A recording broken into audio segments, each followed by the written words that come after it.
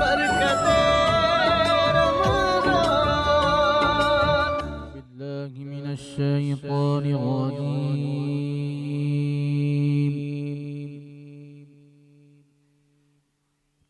बिस्मिल्लाहिर्रहमानिर्रहीम।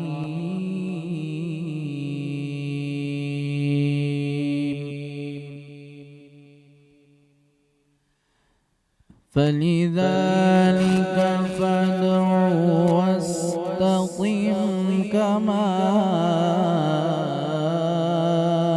أمرت ولا تتبع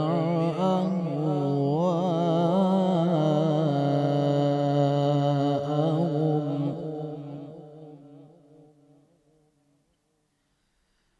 وقل آمنت بما أنزل الله من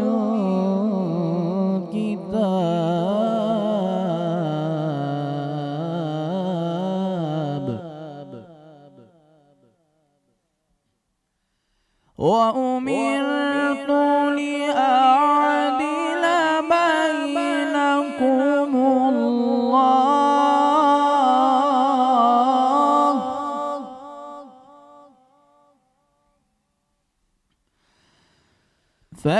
فلذلك فادع واستقم كما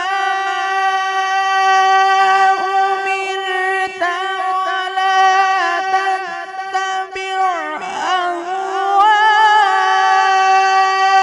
أهواءهم وقل آمنت بما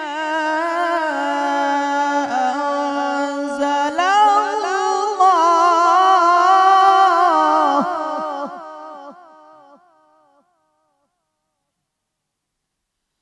وقل آمنت بما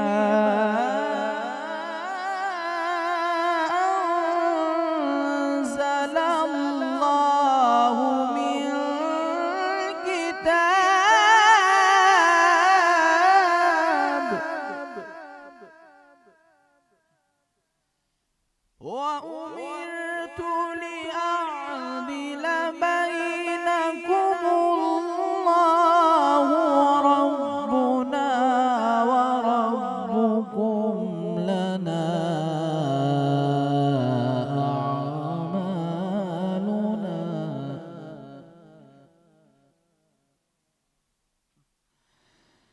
الله ربنا وربكم لنا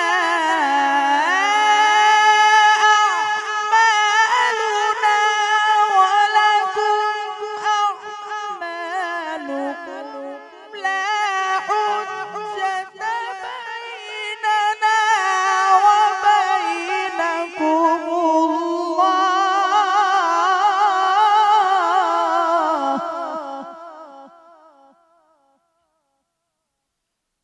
الله ربنا وربكم لنا أعمالنا ولكم أعمالكم لا حجة بيننا وبينكم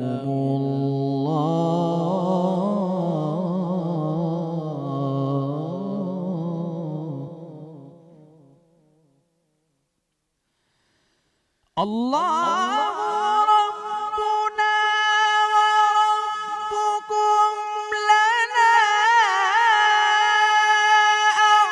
أعمالنا ولكم أعمالكم لا حجة بيننا وبينكم الله يجمع بيننا وإليه المصير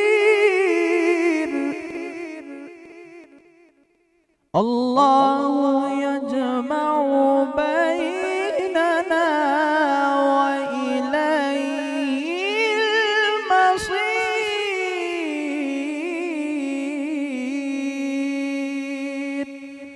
सदक़ल्लाहुल अज़ीम।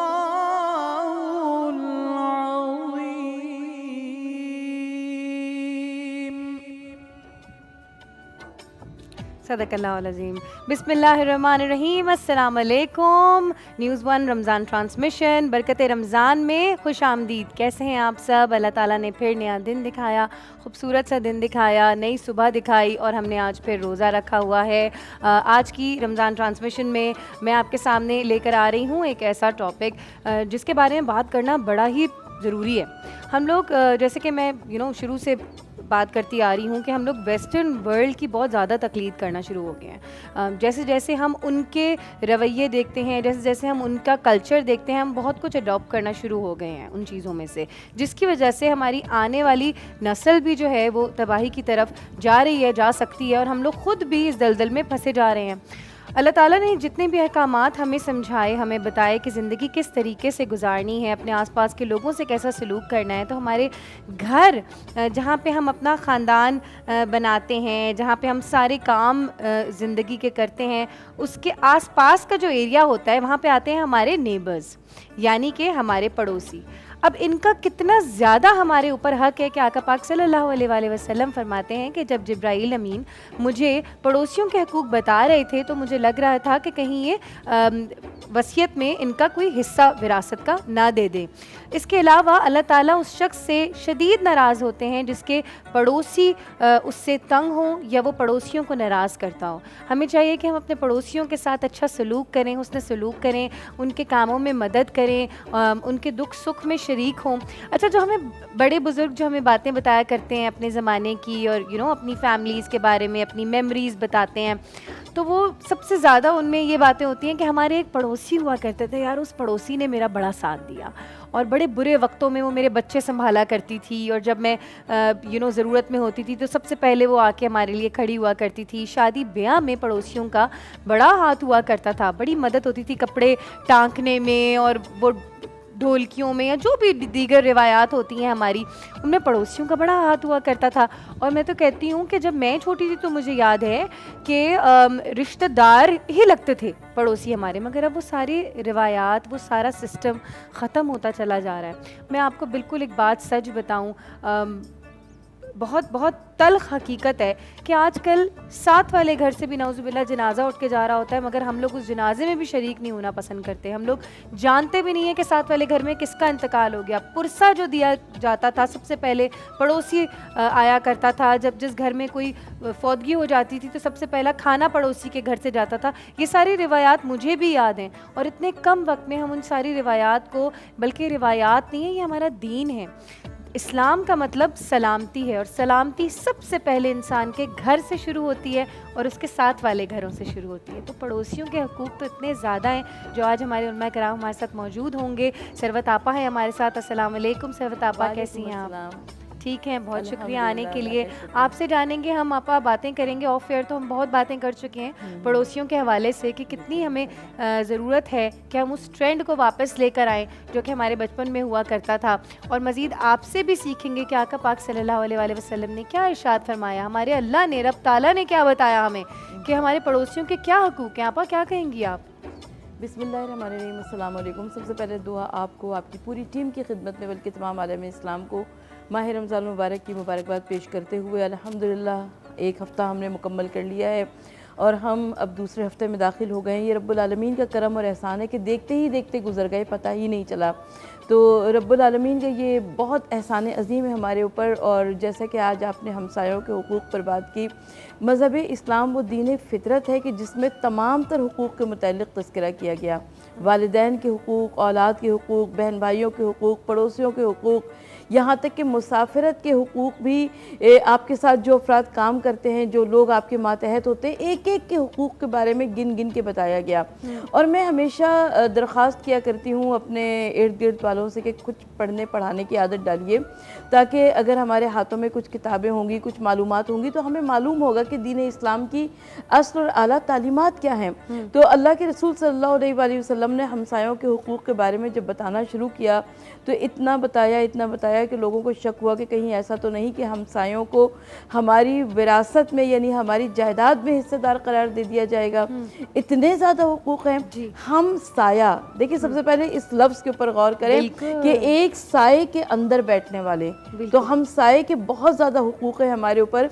और सबसे बढ़कर हम देखते हैं कि बहुत सारे मकामात पर हमसायों के साथ, पड़ोसियों के साथ मुसाबिकत होती है, मुकाबला होता है। मुकाबला होता है। आप ये बात भी ज़रा बताइएगा हमारे नाज़रीन को कि हमें रोज़ाना रात को ये चेक करके सोना चाहिए कि हमारे हमसायों का पेट भरा है कि नहीं। और जो भी हम घर में अच्छी चीज़ बनाएं, आज तो वो दिन आ गए हैं कि हम लोग अच्छी चीज़ अगर बनाते हैं तो छुपा लेते हैं कि बताना ही नहीं है कि हमारे घर बिरयानी बनी है। वो ज़माना भी था कि जब जो खाते थे पड़ोसी के घर एक प्लेट ज़रूर जाती थी। मुझे याद है मेरी वालदा हमेशा ग्रेवी वाला सालन पकाया करती थी, यानी पतीला भर के पकाया करती थी, और वो हम लोगों से कहती थी कि एक एक प्याला पहले सबके यहाँ भिजवाती थी। बिल्कुल, और उसके बाद हम लोग खाना खाते थे। बिल्कुल आपा, ऐसा ही है। अच्छा, आज आप सब ने जो जो देख रहे हैं अपने पड़ोसियों के घर, आप सब ने एक एक प्लेट भिजवानी है, जो भी खाने बनाएं, बल्कि पूरी इफ्तार की ट्रे सजा के भेजें।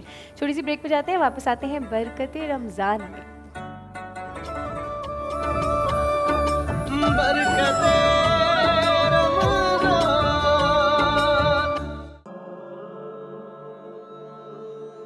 पाकिस्तान की 2/3 आबादी इंतहाई गुर्बत का शिकार है। हुकूमत सेहत आमा के लिए GDP का 1% से भी कम हिस्सा मुख्तस करती है। मुल्क की 45% आबादी को सेहत की सहूलियात मैसर नहीं है और वसाइल की कमी की वजह से इनको इलाज मुआलजे की बुनियादी जरूरियात मिलने के इम्कानात इंतहाई मादूम हैं।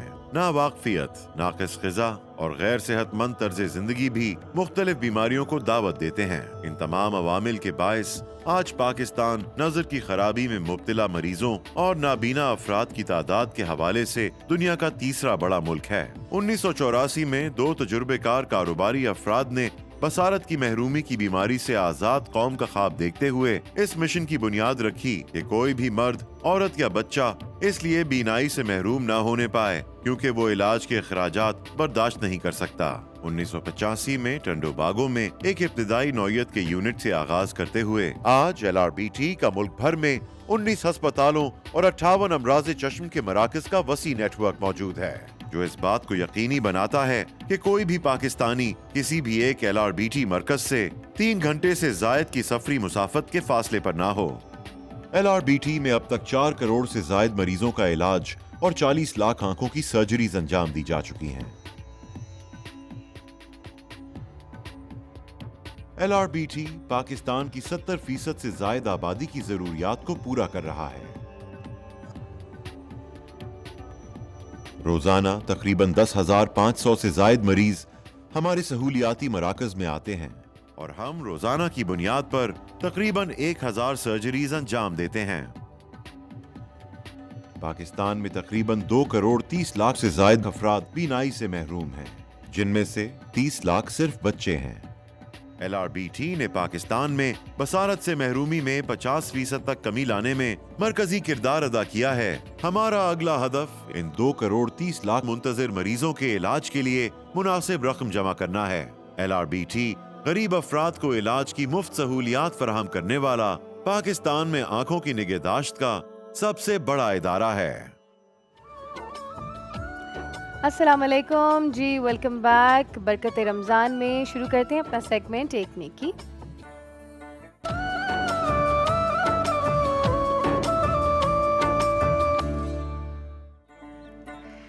अच्छा जी, बहुत खूब। LRBT आई हॉस्पिटल अपनी खिदमात अंजाम दे रहा है अल्लाह की मखलूक के लिए। और जो सारे नंबर्स हम अभी देख रहे थे इनकी फुटेज में कि करोड़ों में जो है वो लाखों में इन लोगों ने लोगों की आंखों का इलाज किया है और आंखों के ऑपरेशन किए हैं। देखिए, बसारत एक ऐसी चीज़ है जो कि इंसान के लिए इतनी ज़रूरी है कि इसके बगैर वो ज़िंदगी गुजार नहीं सकता।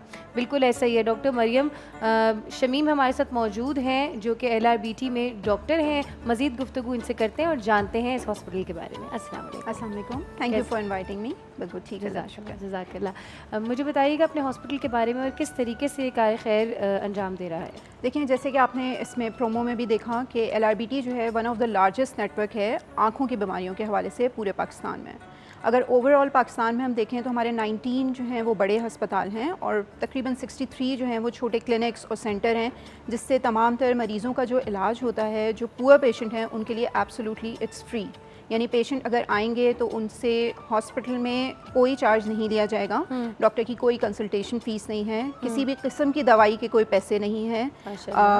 पेशेंट के कोई भी अगर इन्वेस्टिगेशन की ज़रूरत है डायग्नोसिस के लिए उसकी, और हमारे पास आपको मैं बताऊं कि पाकिस्तान में जितनी लेटेस्ट टेक्नोलॉजी है वो हमारे हॉस्पिटल में मौजूद है and it is totally free of cost for the poor patient. ज़बरदस्त।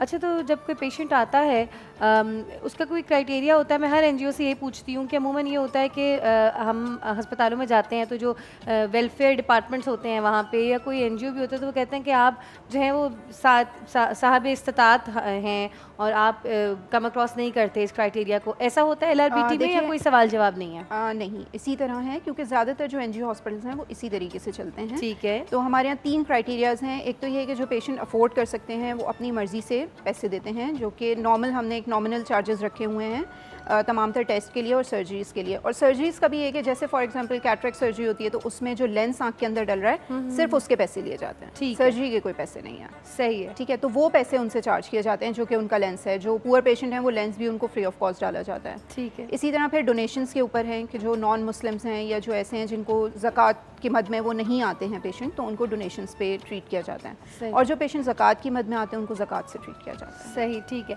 अच्छा मरियम, ये जो नंबर्स हम देख रहे थे अभी टेलीविजन स्क्रीन पे कि कितने लोगों का अभी तक इलाज हो चुका है, इसके लिए हमारी मैन पावर भी बहुत ज़्यादा चाहिए होगी हॉस्पिटल को। जी बिल्कुल। कितने डॉक्टर्स हैं और कितनी ज़्यादा स्पेशलाइजेशन है, कितनी डाइवर्सिफाइड हैं डॉक्टर्स इधर, ज़रा ये बताइए। देखिए, अगर मैं आपको अपने लार्जेस्ट सेटअप के बारे में बताती हूँ, जो हमारी बेस है जो कोरंगी में कराची में है, इसमें तकरीबन 7 से 8 सब स्पेशलिटीज़ हैं, जो कि आँखों की एक छोटी सी चीज़ है। आप देखने में ऐसा लगे कहने को एक छोटी सी चीज़ है उसमें, जी बिल्कुल, लेकिन इस आँख की भी तकरीबन 7 से 8 सब स्पेशलिटीज़ हैं जो कि डिफरेंट आँखों की बीमारियों को डिफरेंट तरीके से डील करती हैं। जैसे फॉर एग्जाम्पल मैं अपनी बात करूँ तो मेरी सब स्पेशलिटी जो है वो मेडिकल रेटिना या डायबिटिक रेटिना है। मैं उन पेशेंट को देखती हूँ जो डायबिटिक के पेशेंट होते हैं या ब्लड प्रेशर की बीमारी में होते हैं और उनकी आँखों में उसके हवाले से कोई बीमारी हो रही होती है, मैं उन पेशेंट्स को देखती हूँ। इसी तरीके से हमारा एक बच्चों का डिपार्टमेंट है जो कि बहुत वेल स्टेब्लिश डिपार्टमेंट है। उसमें बच्चों की छोटी से छोटी बीमारी, जैसे फॉर एग्जांपल बच्चों की आंख में एलर्जी हो रही है, उससे लेके आजकल तो बच्चे इतनी छोटे बच्चों की नज़रें इतनी कमज़ोर हैं, 3-3 साल की उम्र में। अभी ब्रेक में हमारी यही बात हो रही थी कि उसकी क्या वजह है। आप डॉक्टर हैं, आई एम सॉरी, मैं आपसे बहुत सारे सवाल आ रहे हैं इस वक्त जहन में आँख के हवाले से ही पूछने को कि पहले तो मुझे बच्चों का बताएं कि बच्चों की नज़र जो है वो इतनी जल्दी कैसे कमज़ोर हो रही है। देखिए, बच्चों की नज़र के हवाले से बहुत सारे फैक्टर्स हैं, मल्टी फैक्टर्स अगर हम इसको कहेंगे तो उसमें एक तो फैक्टर ये आ जाता है कि बच्चों की डाइट अच्छी नहीं है। ठीक है, डाइट में क्या होना चाहिए? डाइट में देखें, जनरल आई की हेल्थ के लिए डाइट आपकी एक बैलेंस डाइट होनी चाहिए, जिसमें मीट भी हो, जिसमें वेजिटेबल्स भी हो, जिसमें फ़िश भी हो, स्पेशली जो ऑयली फिशेस होती हैं जिनको हम कहते हैं ओमेगा 3 फैटी एसिड हो जिनके अंदर, जैसे सैमन है, टूना है, ये वाली फिशेस होती हैं इनके अंदर ओमेगा 3 फैटी एसिड होता है, तो ये आंखों की हेल्थ के लिए अच्छी हैं। दूसरी, वेजिटेबल, जितनी ग्रीन लीफी वेजिटेबल्स हैं या जो बहुत ज़्यादा कलर्ड वेजिटेबल्स होती हैं, जिसमें जितना ज़्यादा कलर होगा उतनी अच्छी आंखों के लिए होगी वो। अच्छा, बिल्कुल, ऐसा नहीं है कि सिर्फ गाजर आंखों के लिए अच्छी है, बैंगन भी आंखों के लिए अच्छा है, पालक भी आंखों के लिए अच्छा है। ठीक है, तो इस तरह ये एक बैलेंस डाइट है। सही है। मरियम, मुझे बताएं कि लोग कैसे डोनेट करते हैं, किस तरीके से इस कार्य खैर में हिस्सा ले सकते हैं और लेते आए हैं? देखिए, हर तरीके से अवेलेबल है। हमारे बैंक अकाउंट्स मौजूद हैं जहाँ पे लोग उसके ज़रिए डोनेट कर देते हैं। हमारे हॉस्पिटल में एक अलग पूरा इदारा है जो कि ज़कात और डोनेशन की कलेक्शन के लिए, और वो फिर वही इदारा जो है वो उसमें मुफ्ती साहब भी मौजूद हैं। वो देखते हैं कि कौन से पेशेंट ज़कात की मद में आते हैं और कौन से पेशेंट जो है वो डोनेशन। ये मैंने पहली दफ़ा सुना है, ये बड़ा अच्छी बात है, ये बहुत अहम काम है। बिल्कुल कि हर चीज़ में मैं आज वही सुन रही थी और ये बात बताती चलूँ, फिर हम ब्रेक पे जाएंगे कि अगर आप चाहते हैं कि आप अपनी रिस्क में बरकत हो, क्योंकि ये एक मसला बना हुआ है आजकल, रिस्क में बरकत के लिए शरीयत पे अमल करना बहुत ज़रूरी है। जाते हैं छोटी सी ब्रेक पे, वापस आएंगे बरकत रमज़ान में।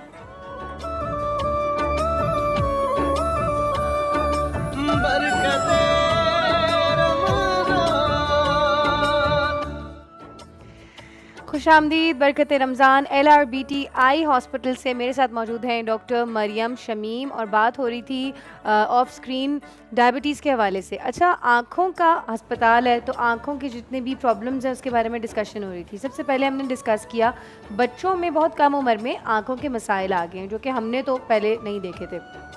इसके बाद आता है डायबिटीज़। पूरी दुनिया में डॉक्टर साहब मुझे बता रही थी 3rd नंबर पे है पाकिस्तानियों को।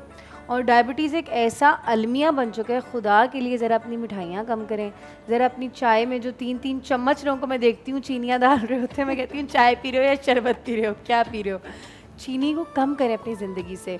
शुगर जिन लोगों को है, बुज़ुर्ग जो हमारे घरों में होते हैं, उनको जब हम समझाते भी हैं आपा, तो बुज़ुर्ग जो हैं वो कहते हैं ना, बुज़ुर्ग बच्चे बन जाते और हैं। उनका सबसे मुश्किल काम होता है परहेज़ करना। परहेज़ करना। और मैं तो अपनी वालदा को इतना समझाती हूँ कि अम्मी, वो आधी रात को ना लगता है मुझे कि घर में कोई घुस आया है, तो मैं जाती हूँ, कहती हूँ कौन है? अम्मी कहती है मैं वो मिठाई खा रही थी। अम्मी क्यों खा रही थी? तो क्योंकि उनको हम इजाज़त नहीं देते, तो वो छुप के खा रही होती हैं। तो बुज़ुर्ग अपना ख्याल रखें, क्योंकि डायबिटीज़ सबसे पहले हमारी आँखों पे हिट करता है। और LRBT हॉस्पिटल जो आज एक नेकी के सेगमेंट में हमारे साथ है, यही डॉक्टर मुझे बता रही हैं कि डायबिटीज़ जो है वो आँखों के लिए बहुत ख़तरनाक होता है। और मज़ीद इन्फॉर्मेशन डॉक्टर साहिबा देंगी। जी, जैसे कि आपने कहा कि जो डायबिटिक पेशेंट होते हैं, बेसिकली उनके लिए बड़ा ज़रूरी होता है कि एक तो वो अपनी शुगर ऑफ कोर्स कंट्रोल में रखें। शुगर के साथ जैसे मल्टीपल फैक्टर्स आ जाते हैं, कोलेस्ट्रॉल अपना कंट्रोल में रखें, ब्लड प्रेशर अपना कंट्रोल में रखें। और दूसरा बड़ा इंपॉर्टेंट एक काम है, साल में 1 मरतबा अपनी आँखों का मुआयना ज़रूर कराएं। स्पेशली डायबिटिक लोग, हर डायबिटिक पेशेंट के लिए बिल्कुल, बिल्कुल, कि साल में 1 मरतबा, क्योंकि देखें डायबिटीज़ से जो आँखों की बीमारी होती है, अगर ये बढ़ जाती है, ऐसे मौके पे हमारे पास पेशेंट आए जो हम कुछ नहीं कर सकें, तो फिर वो एक इरिवर्सिबल ब्लाइंडनेस हो जाती है। इरिवर्सिबल होता है ना, ये एक ऐसा नुकसान होता है जिसका कोई अजाला नहीं होता फिर। बिल्कुल ऐसे ही है, पेशेंट्स अपनी आंखें उन बेचारों की ज़ाया हो जाती हैं। हम लोग क्लिनिक में बैठे होते हैं, हमें अफसोस हो रहा होता है ये बताते हुए कि अब हम कुछ नहीं कर सकते, कुछ नहीं कर सकते। और वो कहते हैं ना कि एहतियात जो है वो इलाज से बेहतर होता है। बिल्कुल। बजाय ये कि हम हर अस्पतालों की बाद में जाके दरवाजे पीट रहे हैं, उससे बेहतर ये है कि हम एहतियात कर लें। LRBT आई हॉस्पिटल की ख़ास बात ये भी है कि कैंसर जो होता है, आई कैंसर, अल्लाह ताला सबको अपने रहमो करम के साए में रखे और इन सारी नागहानी आफात और ये तकलीफ़ें और ये सेहत के मसाइल, इन सब से बचाएं अल्लाह ताला।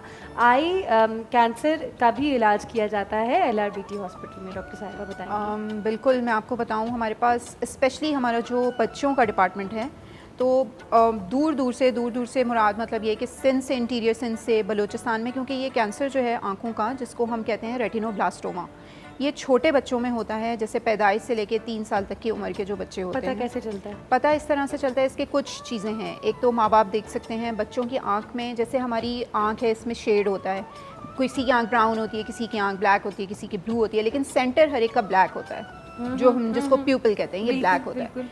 लेकिन माँ बाप ये इस बात को नोट कर सकते हैं कि अगर बच्चे की आँख का कलर ब्लैक के बजाय वाइट है, ठीक है, एक वाइट रिफ्लेक्स आ रहा होता है। स्पेशली अगर बच्चों की तस्वीरें खींचते हैं तो बच्चों की तस्वीरों में वो वाइट रिफ्लेक्स आ रहा होता है, जिसको हम कहते हैं कैट आई रिफ्लेक्स। अंदर वाली आंख, अंदर वाली आंख, जी बिल्कुल, जो पुतली होती है ना, इसमें एक वाइट रिफ्लेक्स आ रहा होता है। बच्चों को सामने से देखें या बच्चों की तस्वीरें खींचें, ये एक बहुत बड़ी इंडिकेशन होती है इस बात की कि बच्चे को आंखों का कैंसर हो सकता है, अल्लाह ना करे। यानी उस वक्त कोई प्रिकॉशंस हो सकती हैं? इमीडिएटली आप डॉक्टर के पास जाएंगे। अच्छा, ठीक है। और दूसरी बात यह है कि ये जो कैंसर है आंखों का, ये फैमिलीज में रन करता है। हाँ, मैं उसी तरफ आ रही थी कि क्या ये जो हम कज़न मैरिजेस को खुदारा, ये भी एक अलमिया है। कितने अलमियों पे आवाज़ उठाऊं कि कज़न मैरिजेस से जो बीमारियां पैदा होती हैं, उसके बारे में आप भी डॉक्टर साहिबा बताइएगा। अगर हम लोग तो अगर कोई रिश्ता आ जाए कज़न्स के दरमियान और उससे इनकार कर दिया जाए, तो ये एक जो है ना, वो रिश्तों में दराड़ वाली बात हो जाती है। रिश्ते टूट जाते हैं कि भाई बेटा नहीं दिया, बेटी नहीं दी।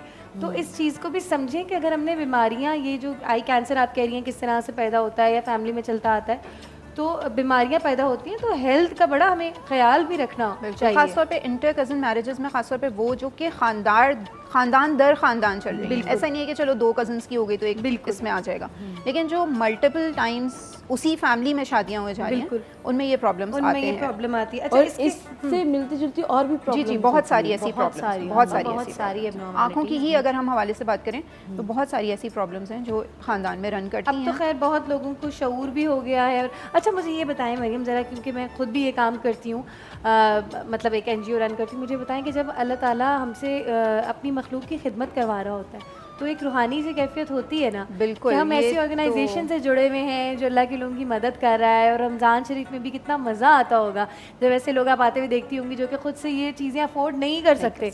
अस्पताल के कितने खर्चे हो गए हैं आपा, सही बात है। आप यकीन करें कि मतलब अगर एक अल्लाह ताला किसी को औलाद देता है, अभी मैं पिछले दिनों देख रही थी कि 5 साल बाद एक लड़की की औलाद हुई, और वो हर साल ना मुझसे मैसेज करती थी, दुआएं करवाती थी। जब भी मैं हज उम्रा पे जाती थी, दुआ करे मेरी औलाद हो, दुआ करे मेरी औलाद हो। अल्लाह ने औलाद दी तो वो वक्त से कुछ पहले हो गई, तो वो आईसीयू में पड़ी है।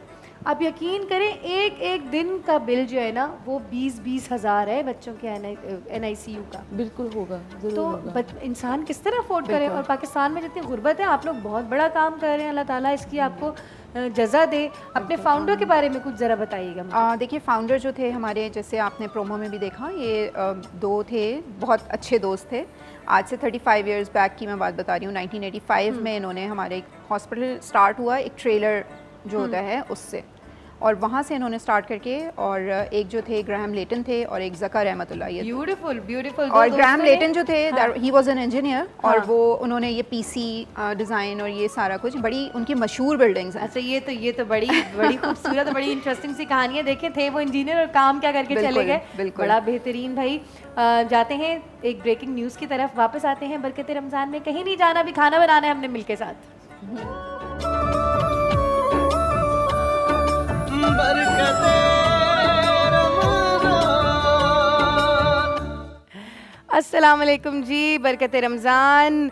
ज्वाइन कर चुके हैं हमें मुफ्ती सईद जुल्फ़िकार गिलानी साहब, इसके अलावा सलमान आलम और फ़ायज़ा कामरान, हमारे नात ख्वां भी प्यारे प्यारे यहाँ पे मौजूद हैं। अच्छा, रमज़ान का जो अशरा है वो तेज़ी से आगे दौड़ रहा है, और अब हम सब लोग अपनी दीगर इबादात और दीगर जैसे शरीयत पे हम लोग अमल करते हैं। सबसे पहले आती है जनाब ज़कात, फ़ितरा, सदक़ात हम लोग निकालते हैं।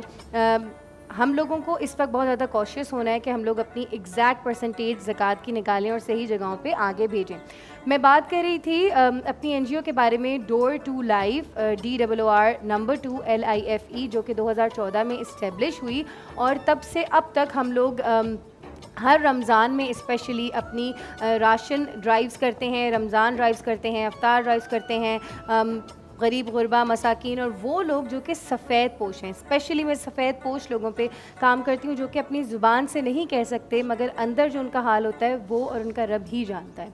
तो हम उन लोगों की मदद करते हैं। इसके अलावा हम लोग बनवा रहे हैं इस वक्त स्कूल रमज़ान गोट में, जहाँ पे 800 से 900 बच्चा ऐसा मौजूद है जिसने कभी स्कूल की शक्ल तक नहीं देखी, और ये बच्चा मैल न्यूट्रिशन भी है, यानी कि इसको हमारे बच्चों की तरह वो ग़िज़ा नहीं मिल पाई जो उसको उम्र के इस हिस्से में ज़रूरत है। तो मैल न्यूट्रिशन बच्चा है ये, और इंशाअल्लाह ये 800 से 900 बच्चा ज़रूर पढ़ेगा। मुझे ये स्कूल बनाने के लिए आपकी डोनेशन की ज़रूरत है। नीचे दिए गए नंबर पे आप लोग ज़्यादा से ज़्यादा कॉल करें या व्हाट्सएप मैसेजेस भी कर सकते हैं। डोनेट करें डोर टू लाइफ के ऑफिशियल बैंक अकाउंट नंबर पे, ताकि आपके ज़कात, फ़ितरात, सदक़ात और तमाम चैरिटी सही जगह पे जाए। इंशाअल्लाह ये बच्चा आज पढ़ेगा तो कल को बनेगा हमारा रोशन पाकिस्तान। ये बात आपने याद रखनी है। बहुत बड़ा काम है, बहुत बड़ा काम है। शुक्रिया आपा, बस अल्लाह ताला करवा दे, और ये अल्लाह के काम है। देखिए ये जो सारे काम होते हैं ना आपा, ये हम लोग आज की ज़िंदगी गुजारने के लिए करते हैं, मगर ये जो काम मैं कर रही हूँ ये सिर्फ अल्लाह ताला के सामने सुरखरू होने के लिए या अल्लाह ताला को शक्ल दिखाने के लिए कर रही हूँ। बेटा देखो, अल्लाह ताला मुंतखब करता है, इंतखाब करता है किसी इंसान को किसी काम के लिए, और वो बड़ा देख कर उसका इंतखाब बड़ा लाजवाब हुआ करता है।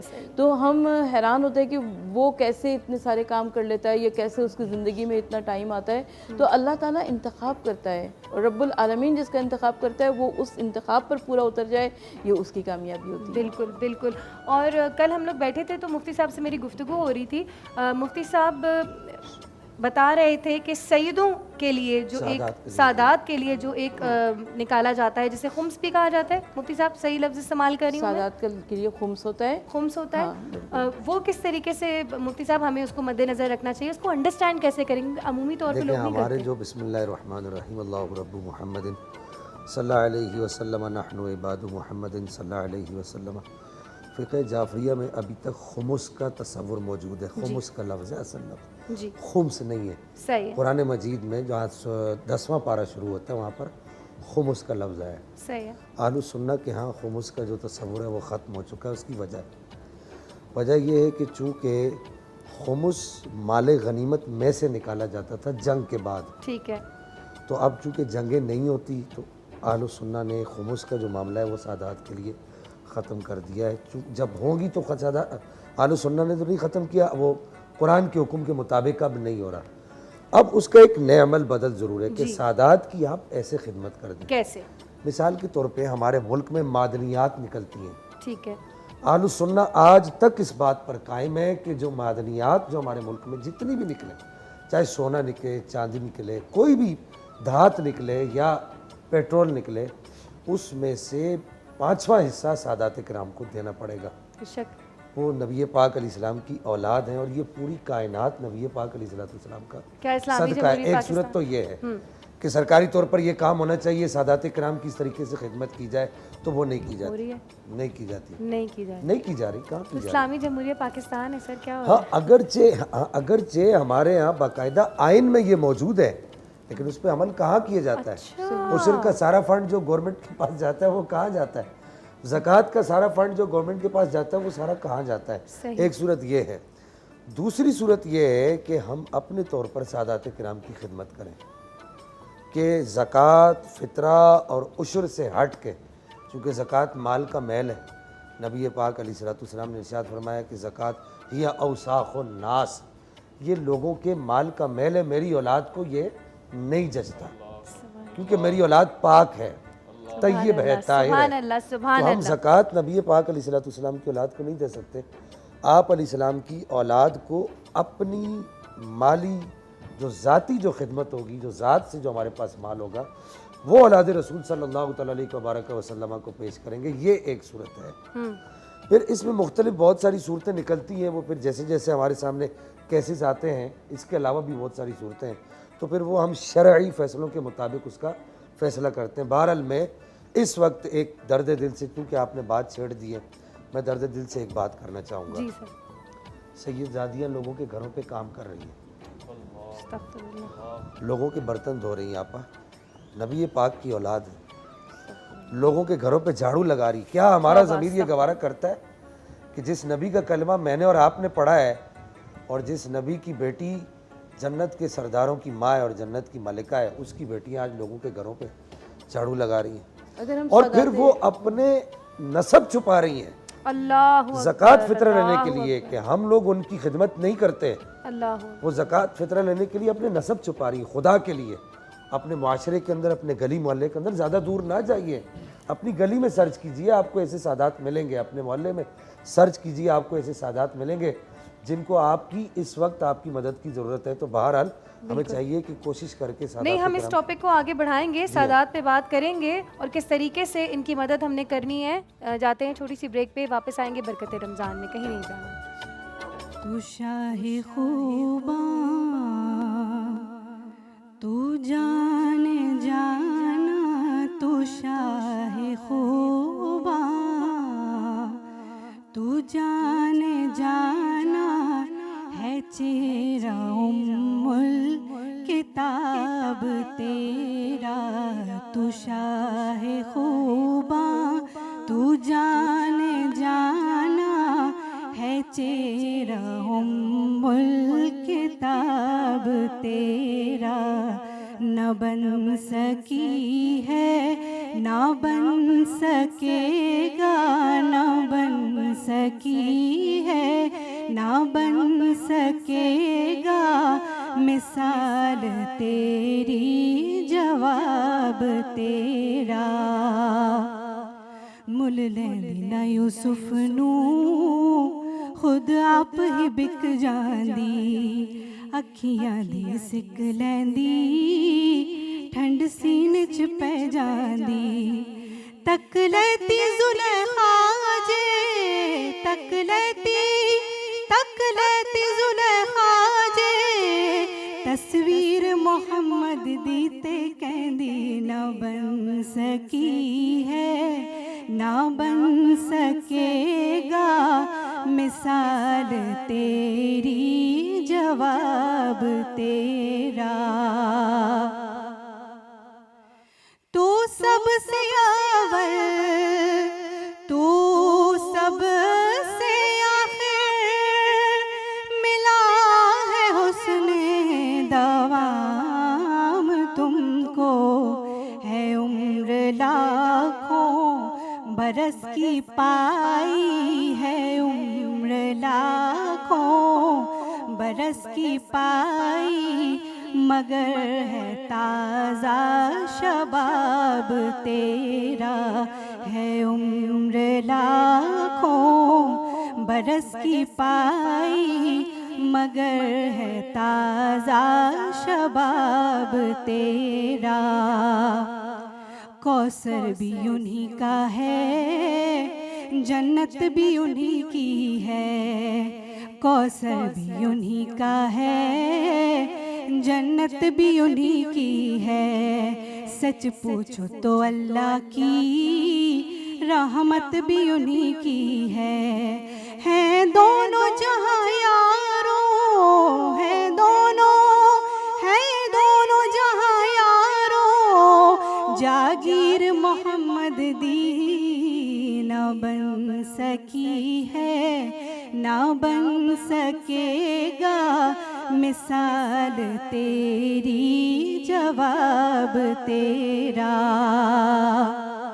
और है तू भी साहिम अजीब इंसान, जो खौफ महशर से है हरासा।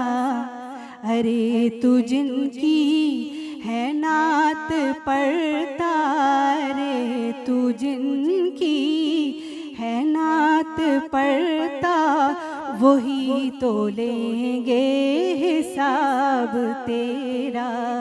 अरे तू जिनकी है नात पढ़ता, वही तो लेंगे हिसाब तेरा। न बन सकी है, ना बन सकेगा मिसाल तेरी, जवाब तेरा। तू शाह खूबा, तू जाने जाना है चेहरा, उम्मुल किताब तेरा। सुभान अल्लाह फ़ायज़ा मकबूल हो, बहुत शुक्रिया। हसीन हसीन हसीन। अब बात हो रही थी पड़ोसियों के हकूक़ के हवाले से, आज का जो है वो हमारा टॉपिक है। कोई ज़रा अल्लाह ताला की आयत हमारे सामने पेश कर दीजिए, कोई हदीस मुबारक पेश कर दीजिए कि जिसको सुन के हम सीख जाएं कि हमने अपने पड़ोसियों के साथ बेहतरीन सलूक करना है।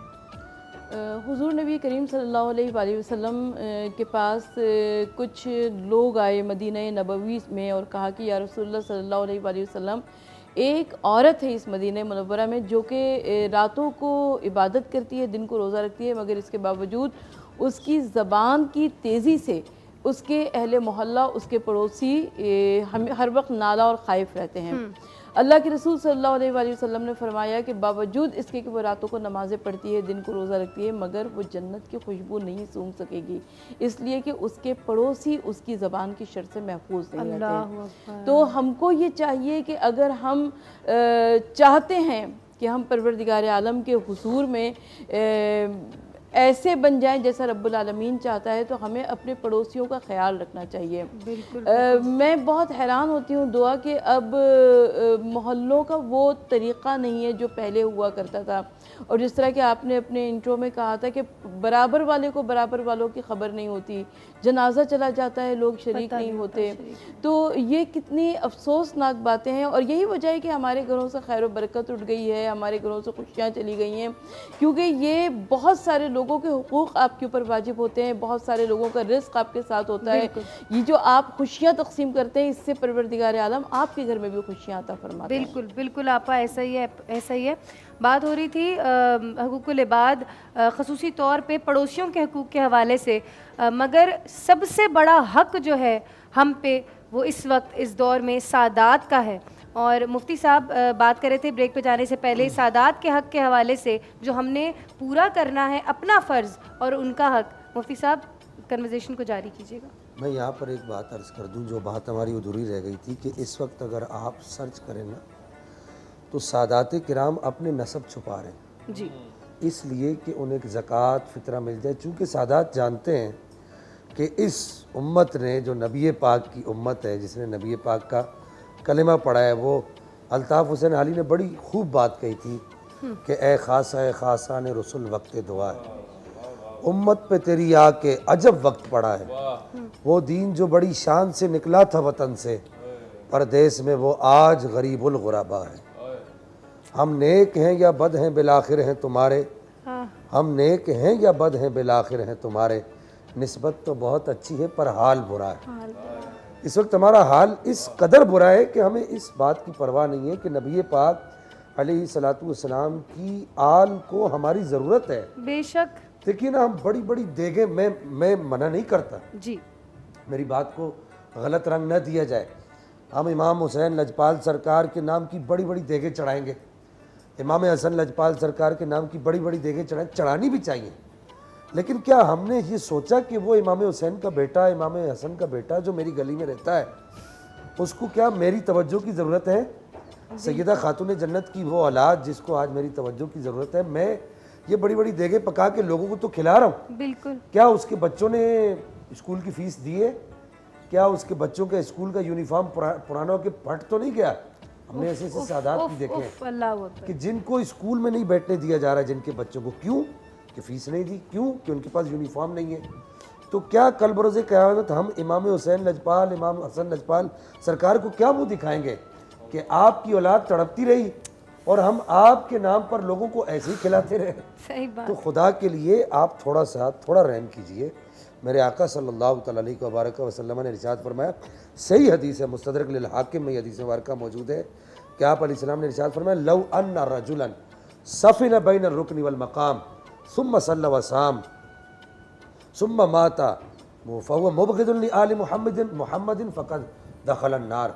फरमाया कि कोई आदमी अपनी सारी ज़िंदगी मक्कतुल मुकर्रमा में काबतुल मुशर्रफा के अंदर रुकन हजर असवद और मकाम इब्राहिम के माबैन गुजार दे सारी ज़िंदगी, एक तरफ हजर असवद हो और दूसरी तरफ मकाम इब्राहिम हो, इस तरह अपनी सारी ज़िंदगी गुजार दे और दिन को रोज़ा रखे और रात को खड़े होकर इबादत करे और फिर उसे मौत आ जाए, उसके दिल में आले मोहम्मद का इतना सा भी बुग़्ज़ हो, अल्लाह ताला उसे जहन्नम में दाखिल फरमाएगा, जन्नत में नहीं जा सकता वो आदमी।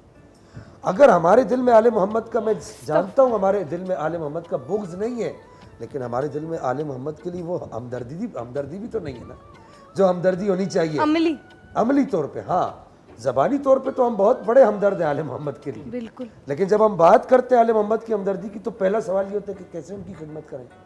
ज़कात तो हमने दे दी, बल्कि अभी आप फिर बात कर रही थी कि हम लोग ज़कात नहीं देते। बिल्कुल, हम ज़कात नहीं देते कि हम रसूलुल्लाह की आल की क्या खिदमत करेंगे।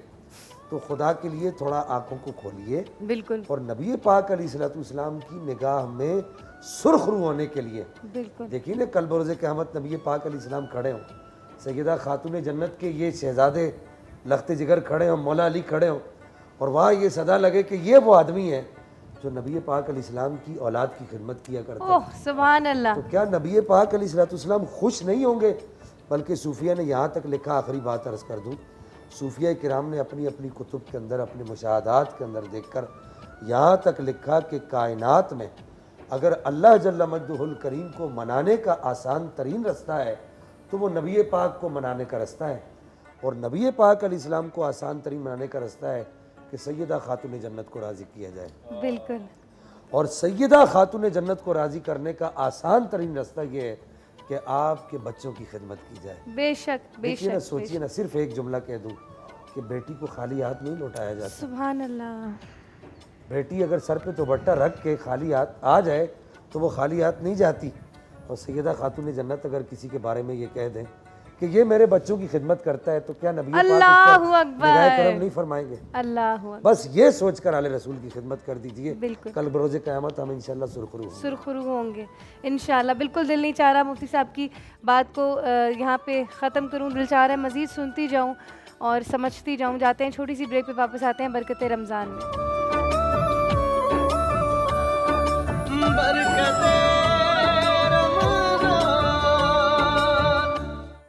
अस्सलामुअलैकुम जी, बरकत रमज़ान में खुश आमदीद। और वो लोग जिन्होंने अभी ज्वाइन किया है, तो आज का हमारा टॉपिक है पड़ोसियों के हकूक़। मैंने शो के शुरू में आप लोगों को कहा था कि आज जो भी इफ्तारी बनानी है अपने साथ वाले पड़ोसियों को ज़रूर एक ट्रे सजा के भेजनी है।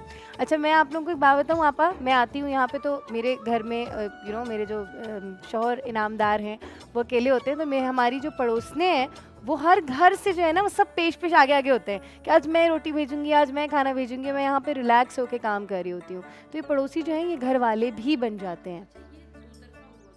इतनी मोहब्बत से हुस्न सलूक के साथ पेश आती होंगी तो फिर दूसरी तरफ से भी वैसे ही जवाब मिलता है। बिल्कुल, तो बिल्कुल। और सबसे बड़ी बात है कि अपने मोहल्ले का माहौल ऐसा बना के रखना, ये बहुत अच्छी बात है। हाँ, पूरा अच्छा माहौल होता है, सिर्फ एक बंदा नहीं होता, ये पूरे का पूरा माहौल हो जाता है आपकी कम्युनिटी का। और कम्युनिटी के हवाले से, कम्युनिटी बिल्डिंग के हवाले से आका पाक सल्लल्लाहु अलैहि वसल्लम ने बहुत ज़्यादा हमें ताकीद की है।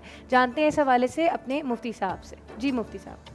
नबी पाक सल्लल्लाहु अलैहि वसल्लम पर जो किताब नाजिल हुई, जिसे कुरान मजीद कहा जाता है, कुरान मजीद में 3 चीज़ों को हुकूक के एतबार से बड़ा हाईलाइट किया गया। सबसे पहला हक़ कुरान मजीद में वअबुदुल्लाह वला तुशरिकू बिल्लाहि शैआ, पहला हक़ जो कुरान पाक में बयान किया गया वो कुरान पाक में अल्लाह ताला की इबादत को बयान किया गया। दूसरा हक़ अल्लाह जल्ल मजदुहुल करीम ने वबिल वालिदैनि एहसाना, वालिदैन के साथ एहसान को बयान किया।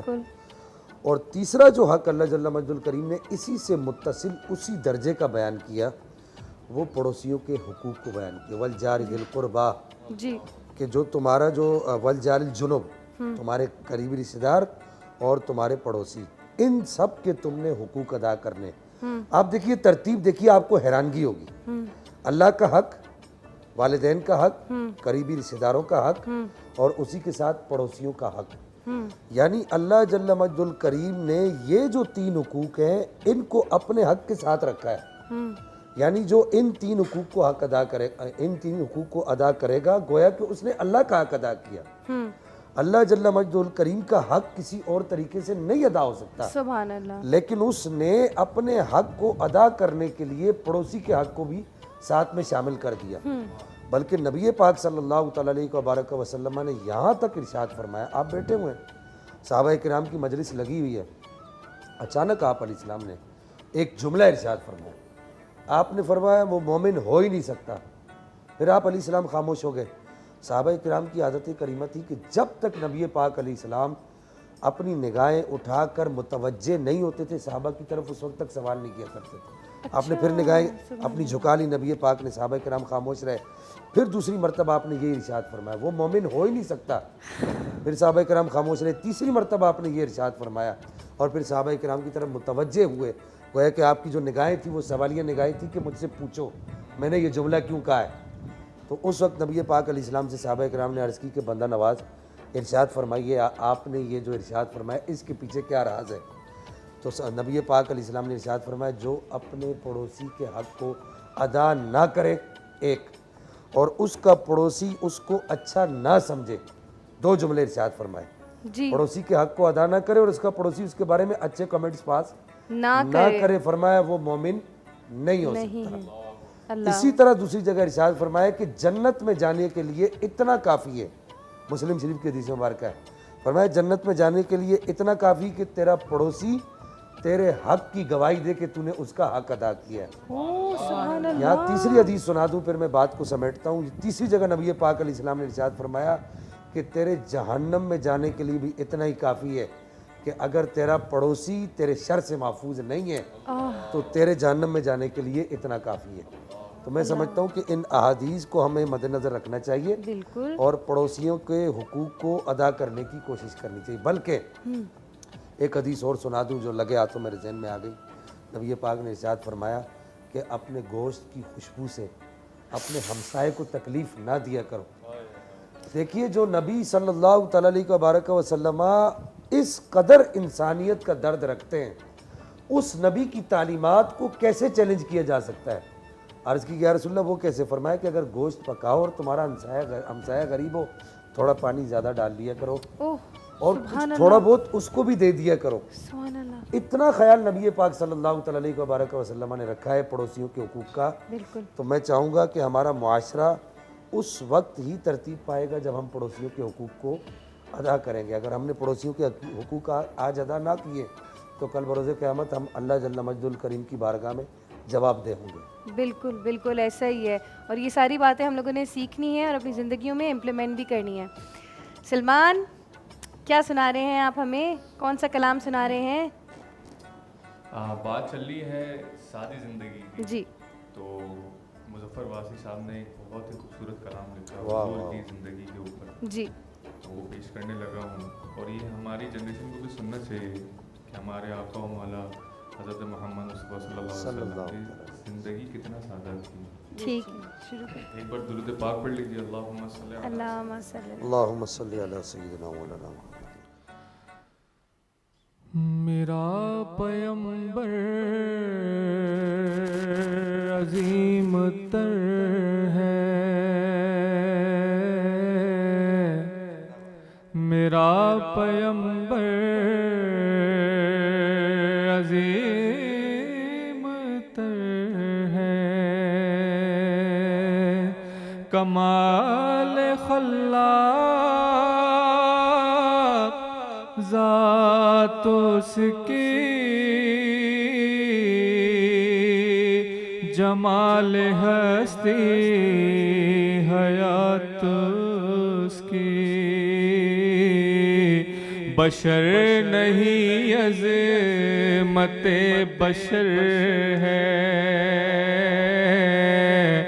मेरा पैगंबर अज़ीम तर है।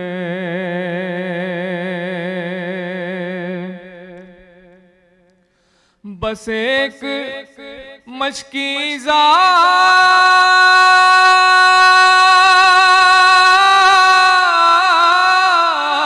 एक चटाई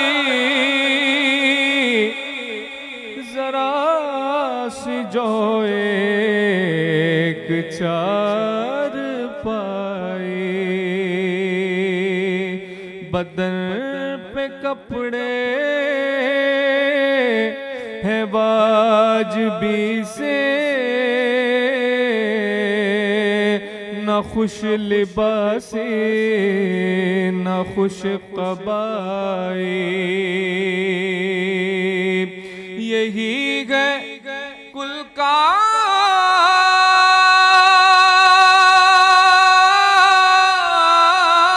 कायनात जिसकी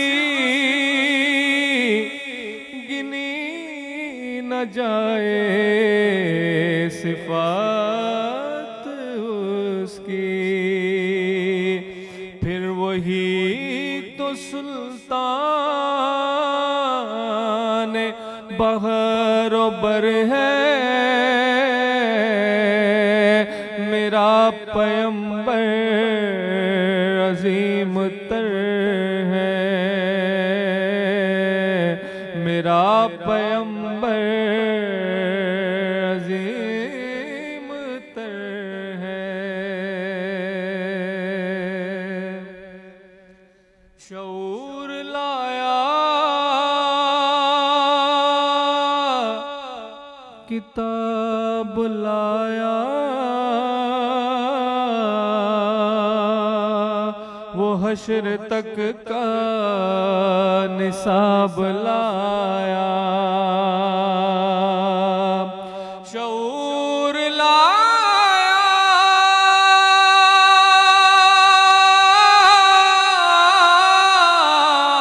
किताब लाया, वो हश्र तक का निसाब लाया, और दिया भी कामिल निजाम उसने, और आप ही इनक़िलाब लाया, वो इल्म की और अमल। अस्सलाम वालेकुम जी, बरकत रमज़ान में खुश आमदीद। अफ्तार मज़ेदार शुरू हो चुका है।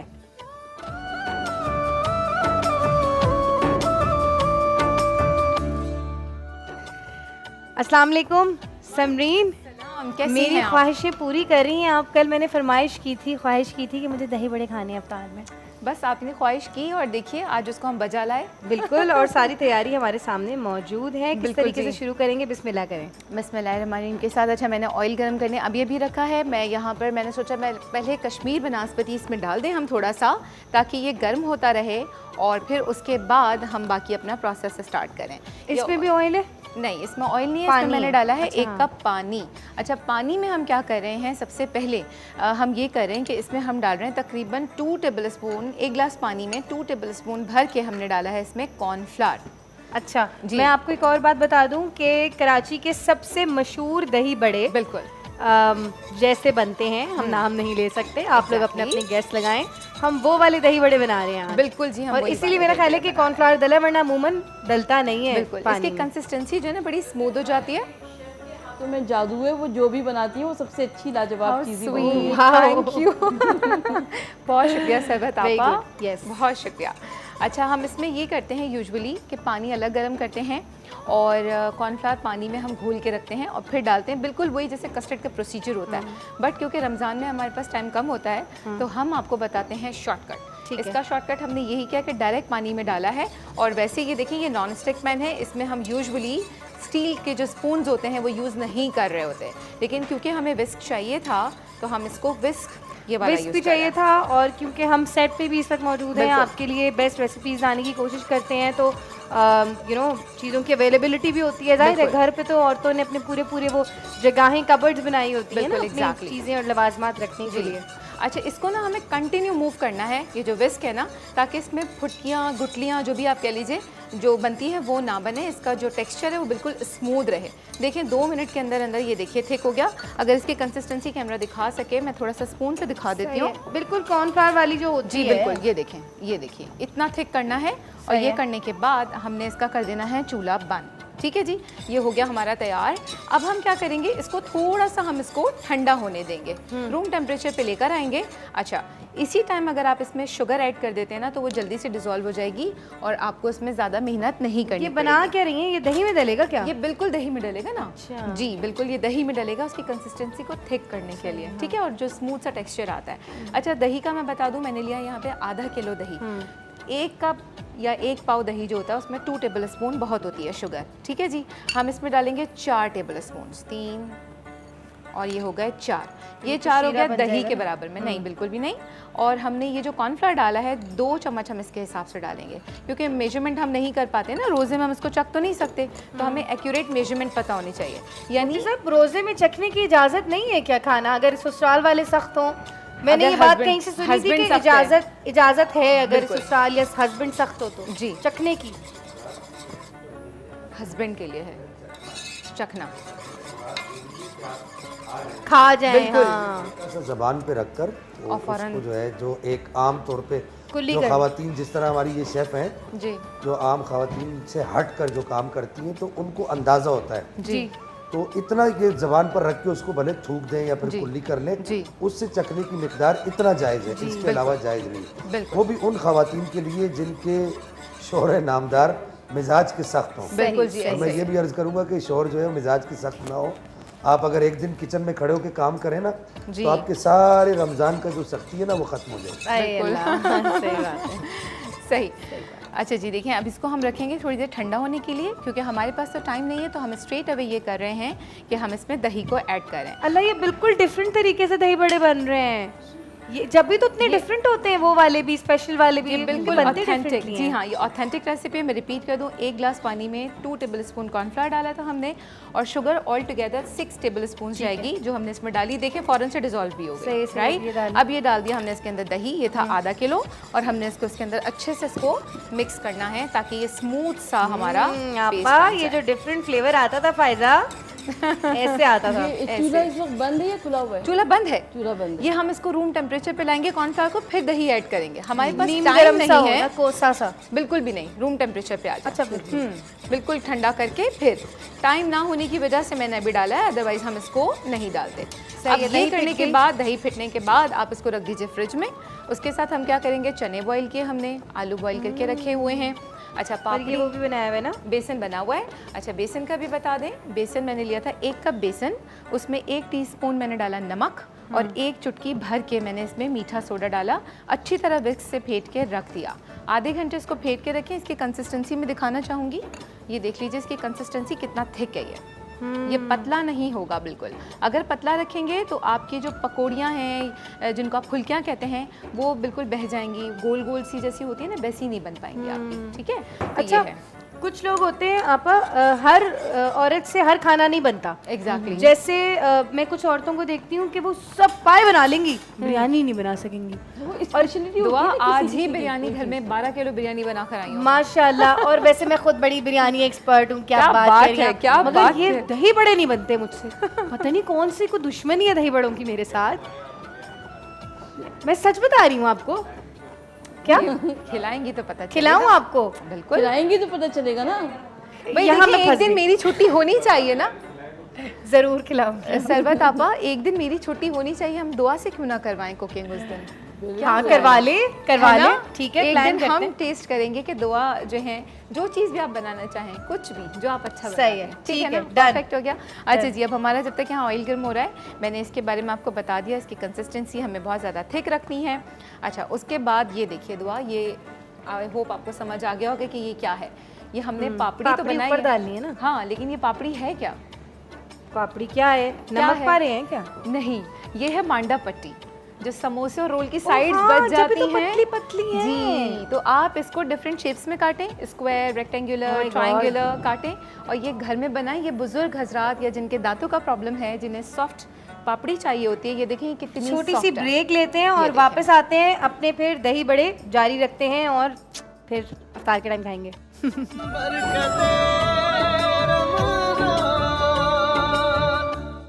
अस्सलाम वालेकुम जी, खुश आमदीद। बरकत रमज़ान में वक्त हो रहा है अफ्तार मज़ेदार का और शेफ़ समरीन जो है वो हमें कराची के मशहूर एक दही बड़े बना के दिखा रही हैं। मैं समरीन को कह रही थी मैं नहीं आ रही इधर, मेरी नीयत ख़राब होती है, मगर ज़बरदस्ती मुझे बुलाया गया है इधर। और ये देखिए, चाट मसाला नहीं, दही बड़ा मसाला अलग होता है ना? बिल्कुल होता है। ये कितनी क्यूट सी चीज़ में रखा है। जो छोटी छोटी चीज़ें होती हैं उससे लुक आ जाता है ना, Look एक आ जाती दस्तरखान है। पे, टेबल पे आपका। बिल्कुल, अच्छा, ये स्टेप मुझे दिखाना था, वरना लोग कहेंगे कि ये कैसे बनाए गोल गोल। अच्छा, इसको जो हमने थिक रखा था बेसन को, उसकी वजह यही थी। ये देखिए, हाथ से डालना है आपने इस तरह। ये और देखिए कितनी धीमी आंच पे ना। जी, वो धीमी आंच पे ना इसलिए कर दी थी, हम ब्रेक पे चले गए थे। और अब हम इसको जब डाल देंगे ना, उसके बाद हम आंच को तेज कर देंगे। ये देखिए, एक एक इस तरह भी करके। अच्छे ही बनेंगे नहीं? वो फिर ऑयल ज़्यादा उसमें चला जाएगा ना। अच्छा, बस धीमी जी। में ऑयल चला जाता है। जी, अब वही बातें जो आप जब डाल रहे हैं ऑयल भी जाता है, प्लस ये कि ऊपर से कलर आ जाएगा बट अंदर से कच्चे रह जाएंगे। तो हम इसको जब ये डाल देंगे ना, उसके बाद हम इसका फ्लेम हाई कर देंगे। सब डालने के बाद, अभी तो हमने थोड़े से बचाए थे, जब पूरा भर जाता है ना आपकी कढ़ाई, तो फिर आप मतलब उसका टेस्ट कर दें। हर दही बड़े का साइज जो है ना, आप देखें एग्जैक्टली सेम, थैंक यू। हाथों से बना हुआ है। और वो असल में तजुर्बा जो है ना, वो बड़ा कुछ कह देता है। Practice makes the man perfect. Yes, Right? You are perfect at your thank you. Work. अच्छा देखें, अब ये इसके बाद ये मीठे स्टेप हमने दही निकाला, इसको हम लाएंगे रूम टेम्परेचर पे। उसके बाद हम इसको पानी में डाल देंगे। अच्छा, रूम टेम्परेचर पे? बिल्कुल, क्योंकि अगर आप गर्म डालेंगे ना, तो इसके अंदर गुठली आ जाएगी। समीन, शर्म का मकाम है मेरे लिए वैसे, मुझे कहीं मुंह छुपा लेना चाहिए, क्योंकि अगर आप मेरे दही बड़े देख लें तो आप तो इस पानी के अंदर डूब जाएं। देखिए, अगर टेस्ट सही होता है ना, सलमान को बड़ी हंसी आ रही है। डायरेक्टर साहब कट करें इसको। तो सलमान से पूछिए कि अपने घर में दही बड़े कैसे बनते हैं। सब नॉर्मल होते हैं। अच्छा जी, देखें, इसको हम पानी में डिप करते हैं तकरीबन 3 से 4 मिनट के लिए, ताकि ये पानी इसमें अच्छे से सोक हो जाए। पानी जब सोक हो जाएगा, फिर हम इसको हाथ से कितनी देर के लिए? 3 से 4 मिनट। 3 से बट 4 ज़्यादा मिनट। छोड़ेंगे ना तो ये फट जाएंगे। ठीक है जी, आपने इस तरह जब आपने हाथ लगाए, ऊपर से क्रिस्पनेस खत्म हो गई, इसका कड़कपन खत्म हो गया, सॉफ्ट हो गए, आपने हाथ से ऐसे निचोड़ा, निचोड़ने के बाद आपने भी ऐसे कि निकाला। टूटे नहीं। बिल्कुल सॉफ्ट हाथ से यूं रख के ना हमने इसको इस तरह निचोड़ना। ये देखें, पानी निकल गया। पहले प्लेट में निकालेंगे, उसके बाद अब हम इसकी सैम्पलिंग बताते हैं आपको। आपने ये ले लिए 1 कप चने हैं, ये बॉइल्ड हैं। चने बॉईल करने का बहुत अच्छा तरीका ये है कि आप रात में नॉर्मल तरीका जो तो है इसको भिगो दें और उबालते वक्त इसमें थोड़ा सा मीठा सोडा डाल दें। 1 कप हमने इसमें डाल दिए आलू, और उसके बाद हमने, अच्छा आलू में कुछ भी नहीं है, हाँ नमक वगैरह हमने नहीं डाला, क्योंकि इसका टेस्ट जो है इसी से आएगा दही बड़ों से। बिस्मिल्लाह। अब हम इसमें डालेंगे दही। एक काम करते हैं, इसको उठा लेते हैं। ओए होए होए होए, जुल्म हो रहा है, जुल्म। न्यूज़ 1 के सेट पे हो रहा है जुल्म। मीठे दही बड़े बना रहे हैं हम जी। अच्छा, आधा हमने दही डाल दिया। अच्छा, क्योंकि हम वेट कर रहे थे तो बस अब हम इसको निकालते हैं जल्दी से, और निकालने के बाद दोनों हाथ से यूज़ करके क्विक। अच्छा, थोड़ा सा इसमें टाइम इसलिए लग जाता है, वजह उसकी ये है कि हमें इसको अलग अलग निकालना पड़ता है। वैसे जिनको प्रैक्टिस है, जैसे मुझे है, सॉफ्ट होते जाते हैं, मैं 2-2 की बजाय 4-4 भी एट ए टाइम उठा लेती हूँ ना, हाथ में 6-6 भी उठा लेती हूँ, डिपेंड करता है। ठीक है जी, ये देखें दुआ, आप उठाइए हाथ में, आपको अंदाज़ा होगा कि ये कितने सॉफ्ट हो चुके हैं। नहीं, ये मैं देखें। नहीं चाहती कि मेरे दही बड़े हाथ से निकले तो टूटे हुए सब देखे। बहुत सलमान हंस रहा है। अब मैं इसको दिखाती हूँ, ये सारे मैंने उठाए हैं एक साथ। जबरदस्त, ये देखिए ये हुई ना बात। कितने प्यार से मैंने ये देखिए, नचोड़े हैं, ये बिल्कुल, देखें। डाल दीजिए इसमें। ठीक है जी, जब तक मैं ये भी निकाल लेती हूँ। ये हो ये गया। देखो सलमान, क्या बात है दुआ, ज़बरदस्त। मुझे भी ठीक है कोई जी। काम आता है जिंदगी में। बिल्कुल आता है, क्यों नहीं आता। आप पूरा माशाल्लाह घर संभालती हैं दुआ, बल्कि आप तो डबल काम करती हैं ना, आप तो वर्किंग लेडी भी हैं, इज़न्ट इट? यस। अच्छा जी, ये हो गया जनाब, ये हो गए आपके दही बड़े तैयार। और अब हम इसमें क्या करेंगे, इसके ऊपर हम डाल देंगे थोड़ा सा चाट मसाला। ठीक है जी, ये हो गए हमारे दही बड़े तैयार। एंड देन अच्छा, पापड़ी हम ऊपर से नहीं डालेंगे, वो हम सर्विंग के टाइम पे जिसको डालनी है वो खा लेंगे। ये हो गए आपके दही बड़े तैयार। अच्छा, अफ्तारी के टाइम पे ऐसे बात करनी नहीं चाहिए, बड़े बहन भाइयों में ना छेड़छाड़ भी होती है। अच्छा हैं, तुमने रोजा नहीं रखा, तुम अफ्तारी पे नहीं बैठोगी। तुम्हें मैंने खाते हुए देखा था। अम्मी ये झूठ बोल रही है, इसका रोजा था ही नहीं। इस किस्म की बड़ी बातें होती हैं, है ना। और लोग ना प्लेटें भी गिन रहे होते हैं ना। हमारे तो बहन भाइयों में बड़े फसादात होते हैं अफ्तारी के टाइम पे। अच्छा, ओके, चले जी, ये थी आज की रेसिपी। और ये आप डालें ना यार, मतलब ऊपर डाल दूं? हाँ अच्छा, ना। वो थोड़ा सॉगी हो जाएगी, मैंने कहा सर्विंग अच्छा, के टाइम सॉगी हो जाती है हाँ, ऐसे सॉफ्ट ही। हो जाएगी ना, Learn क्योंकि ये कर रहे ऑलरेडी हैं ना हम, बहुत देखें। सॉफ्ट है। ये देखें, ये इतनी सॉफ्ट है, जिनके दांत नहीं हैं, जो पापड़ी नहीं इंजॉय कर सकते, ये वो भी खा सकते हैं। खा सकते हैं, ठीक है। बिल्कुल, अच्छा, बच्चों के शेप्स साथ आप बुजुर्ग इसकी भी खुश। सर्कल में काट लें, क्योंकि मांडा पट्टी है ना, आप उसको सर्कल किसी भी चीज़ के कैप से, बॉटल के कैप से कटिंग कर लीजिए। स्क्वायर काट लें, रेक्टेंगुलर, शेप इज़ योर्स। सही सही सही, जबरदस्त। अच्छा, इनको भी डाल दें क्या? नहीं, अभी इस पानी में डालेंगे ना इसको, अच्छा, थोड़ा ठंडे हो क्योंकि जाए, फिर पानी मैं में जो ना, मैं डालूंगी। एक और बात बताऊं कि देखें, अब जैसे ये पड़े हुए यहाँ पे फुल्कियाँ पड़ी हैं, तो मैं कह रही हूँ इनको भी डाल दो ना, दही बड़ों के बिल्कुल, अंदर, ज़ाया जाया ना नहीं हो हो। जाए। हाँ, exactly। पाकिस्तानी औरतें पता है क्यों मोटी होती हैं? क्यों? क्योंकि बेचारियाँ आधा जो है ना दिन उनका, बिल्कुल वो रिस्क जाया ना हो जाए में गुजर बिल्कुल जाता ऐसे ही है। और मैं खुद भी वेट इसलिए नहीं लूज कर पा रही हूँ क्योंकि बच्चों का वो बचा हुआ, हाय जाया ना हो जाए, हाय रिस्क है, हाय अल्लाह ताला नाराज हो जाएंगे, हाय आखिरी चावल का दाना, उस चक्कर में हमारी डाइट ही नहीं हो पाती ना। Hmm do you really need to lose weight? I think I should go back to my seat. Okay जी। अच्छा जी, आपा पड़ोसियों के हकूक़ के हवाले से बात हो रही है और आप हमें बता रही थी, आपने बड़ी खूबसूरत सा वाक़या हमारे सामने पेश किया, हदीस बयान की पड़ोसियों के हकूक़ के हवाले से। मज़ीद कैसे आप हमारी ख़वातीन को समझाएंगी, सिखलाएंगी कि पड़ोसियों के साथ हुस्न सलूक से पेश आना चाहिए? देखिए, माह रमज़ान मुबारक कितना खूबसूरत अल्लाह ताला ने हमको ये मौका इनायत फरमाया है। हम किसी के घर अफ्तारी भिजवा सकते हैं, हम किसी को, जैसे कोई वर्किंग वूमेन है, जैसे आपके अहले पड़ोस आपके घर वालों को पूछ रहे हैं, उनकी लिए अफ्तार वगैरह भिजवा रहे हैं, तो बिल्कुल ऐसे ही हमारे पास ये माह रमज़ान मुबारक मौजूद है। हम एक दूसरे के दुख दर्द में शरीक हो सकते हैं, एक दूसरे की खुशियों में शरीक हो सकते हैं और हक़ हमसायगी अदा कर सकते हैं। इसलिए कि ये हक़ हमसायगी, हक़ पड़ोस, पहले ज़माने में अगर किसी एक घर में शादी हुआ करती थी तो 8 घर आगे तक लगता था जैसे हमारे ही घर में शादी हो रही है। अब तो बराबर वाले घर को ही नहीं पता होता कि किस घर में क्या हो रहा है। तो ये सारे जो इवेंट्स हुआ करते हैं, अगर इसको हम इनमें हम सामने पेश आए अपने, है ना, बिल्कुल ऐसे ही। अच्छा, मुफ्ती साहब हमारे साथ मौजूद हैं, इनका ताल्लुक जिस जगह से है, जैसे कि उन्होंने खुद हमें बताया था कल जब बता रहे थे कि हमारी अफ्तारियाँ किस तरह होती हैं, पालक पकौड़ों का आपने जिक्र किया, वहाँ में और कराची में लोगों में भी बड़ा फ़र्क है ना। मानसेरा मेरा ख्याल है आपने फरमाया था। मानसेरा ये शुमारी इलाका जात के पी के जितना भी है, जी जी जी, ये सारा, इसमें फिर बहुत सारे सूबे हैं, हाँ,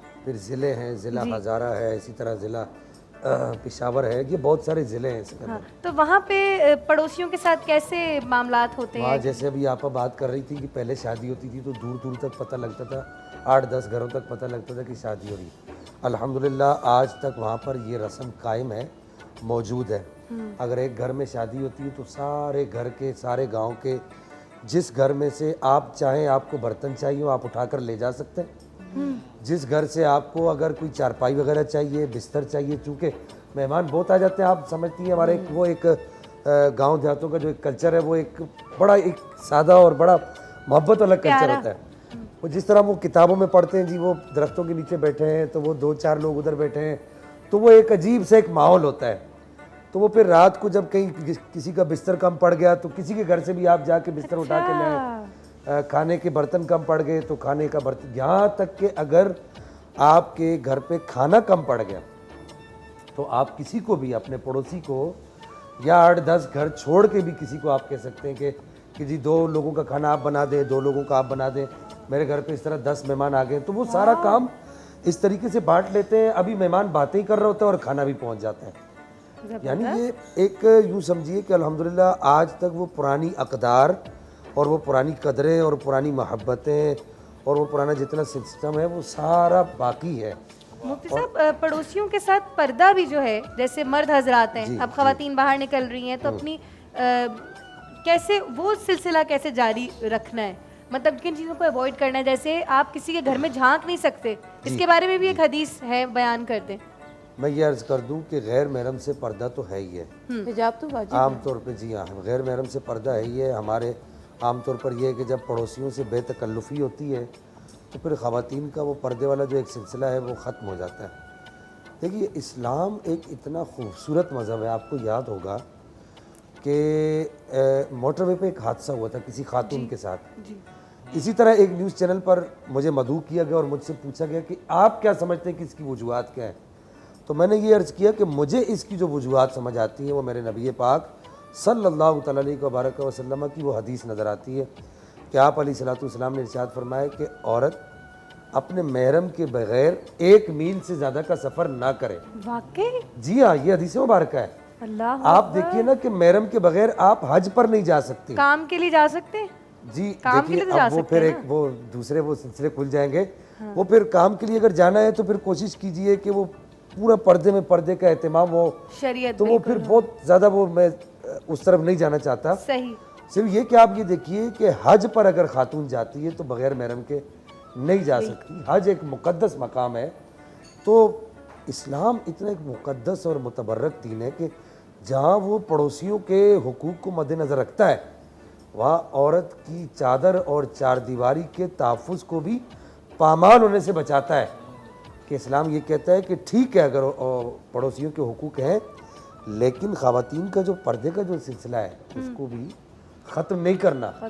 देखिए ना, उम्महातुल मोमिनीन तशरीफ़ फरमा है और एक नाबीना साहबी नबी पाक अलैहिस्सलाम की बारगाह में हाज़िर होते हैं और उम्महातुल मोमिनीन हाज़िर खिदमत हो जाती हैं। तो नबी पाक अलैहिस्सलाम इरशाद फरमाते हैं इनसे पर्दा करें। तो आप अलैहिस्सलाम से उम्महातुल मोमिनीन अर्ज़ करती कि या रसूलल्लाह, ये तो अंधा है, इसको तो नज़र नहीं आता। नबी पाक अलैहिस्सलाम इरशाद फरमाते हैं अगरचे इनको नज़र नहीं आ रहा, ये नाबीना है, लेकिन तुम तो देख रही हो। तो आप ये देखिए कि शरअ शरीफ इन चीज़ों का कितना एहतमाम। और मैं ये भी अर्ज़ कर दूँ कि जहाँ शरअ इन चीज़ों का एहतमाम करती है, उसके साथ साथ शरअ इसकी जो अगले जो एहतमामात हैं और इसके जो अगले जो यूँ समझिए के नुकसानात हैं, उनसे बचने के लिए शरअ इन चीज़ों का एहतमाम करती है। सही बात है। देखिए ना, आज हमारे माशरे के अंदर जो बिगाड़ है और हमारे माशरे में इस वक्त जो एक कोर्ट मैरिज का जो तस्वुर कायम हो चुका है, बिल्कुल मैं समझता हूँ कि उसकी एक वजह ये भी है कि हमने पर्दे के जो लवाजमात हैं उनको ख़त्म कर दिया और फिर आहिस्ता आहिस्ता ये एक ऐसा दरवाज़ा खुल जाता है जिसे हम बंद नहीं कर सकते। और फिर हम आकर मुफ्ती साहब के साथ, पीर साहब के पास, या जैसे आप अभी बात कर रही थी, और ये कहते हैं कि औलाद नाफरमान हो गई। हम क्या करें? कोई तावीज़ दे दें, कोई दम कर दें, कोई वजीफ़ा बता दें। तो देखिए, औलाद को नाफरमानी से बचाने में आपका अपना किरदार है। सही। आप अपना किरदार भी अदा कीजिए, पड़ोसियों के हुकूक को मद्देनज़र रखिए, लेकिन उसके साथ साथ आप पर्दे का जो हुक्म शरई है, कुरान का जो हुक्म शरई है, उसको भी मद्देनज़र रखिए। यहाँ पर एक बात, आखिरी बात अर्ज़ कर दूँ। नहायत मैं समझता हूँ कि इस बाब के अंदर अहम बात है कि ख़वातीन में ये एक यूँ समझिए कि एक अजीब व गरीब सा ये सोच पाई जाती है कि अगर हम पर्दा ना करें तो क्या होगा। पर्दा तो दिल का होता है। और एक मशहूर वो शेर भी है कि हया आँखों में हो तो पर्दा दिल का काफ़ी है, नकाबों में भी होते हैं इशारे बे हयाओं के। तो सैयदा खातून जन्नत से बढ़कर आँखों में किसी के हया नहीं होगी। सुभान सैयदा का आंचल किसी गैर महरम तो दूर की बात, सैयदा का आंचल कभी सूरज और चांद सितारों ने भी नहीं देखा। तो उसको मद्देनज़र रखिए। सुभान अल्लाह, सुभान अल्लाह। गुफ्तगू को जारी रखेंगे, मज़ीद चीज़ें सीखेंगे, समझेंगे अपने उलमाए कराम से। वापस आते हैं एक छोटी सी ब्रेक के बाद बरकते रमज़ान में।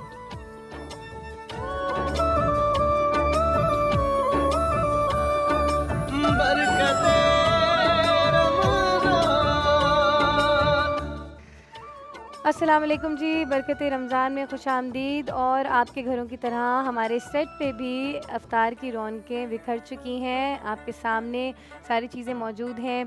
शेफ़ भी हमारे लिए दही बड़े बना के चली गई हैं और मुझे उम्मीद है कि आप सब दुरूद पाक पढ़ रहे होंगे और पढ़ते रहेंगे। सिर्फ रमज़ान के महीने में ही नहीं, दुरूद पाक को हमने अपनी ज़िंदगी में शामिल करना है। अच्छा, आज एनजीओ के सेगमेंट में जो है वो हमारे पास आई थी LRBT हॉस्पिटल से एक खातून, और जो कि आई स्पेशलिस्ट थी और आँखों के मसाइल के बारे में हम लोग बात कर रहे थे। मैंने ये सोचा है कि जो आखिरी वक्त हुआ करेगा अफ्तार से पहले, तो हम मुफ्ती साहब हमारे साथ मौजूद हैं, हम इनसे वज़ाइफ पूछ लिया करेंगे, क्योंकि जितनी भी प्रॉब्लम्स होती हैं हम लोगों की, उनके लिए अल्लाह का कलाम सबसे ज़्यादा काम करता है और असर रखता है। बेशक बिल्कुल ऐसा ही है।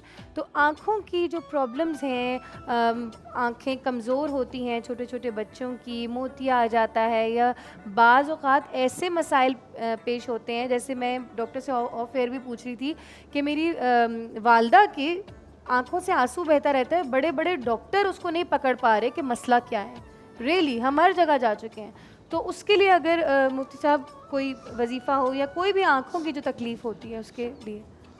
ये आम तौर पर ड्राइवर हज़रात जो होते हैं, जिस तरह गाड़ी वगैरह बहुत चलाते हैं, उनके साथ भी ये मसला रहता है। आजकल जिस तरह आप अपनी वालिदा का ये मसला बता रही हैं, सिर्फ आपकी वालिदा का मसला नहीं है, बहुत सारे लोगों के साथ ये मसला स्टिल चल रहा है। अभी आँखों से पानी आता है और डॉक्टर हज़रात जो है वो उसमें बेबस हैं। ये बात याद रखिए, जहाँ दुनियावी उलूम और दुनियावी कारीगरियाँ बेबस हो जाती हैं, वहाँ रब्बे कायनात की जो रहमत है, उसका जो करम है, वो उससे कई आगे जाकर शुरू होता है। जी।